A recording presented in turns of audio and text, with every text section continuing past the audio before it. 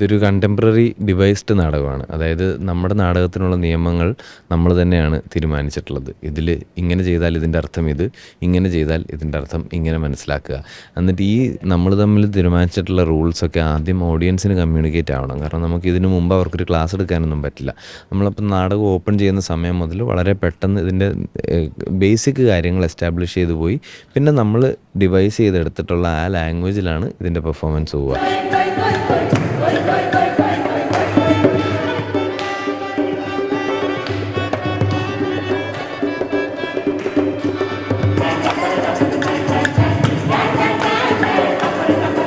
ഈ ഒരു ഉദാഹരണം പറഞ്ഞൊരു സ്ട്രീറ്റിൻ്റെയും അല്ലെങ്കിൽ രക്തരക്ഷസ് പോലത്തെ ഒരു മാസീവ് പ്രൊഫഷണൽ നാടക പ്രൊഡക്ഷൻ്റെ അതിൻ്റെ ഇപ്പോൾ റീഷോസ് നടക്കുന്നുണ്ട്. അവർ ആ ഷോ മൊത്തം പുതുക്കി റീവർക്ക് ചെയ്ത് വീണ്ടും ചെയ്യുന്നുണ്ട്.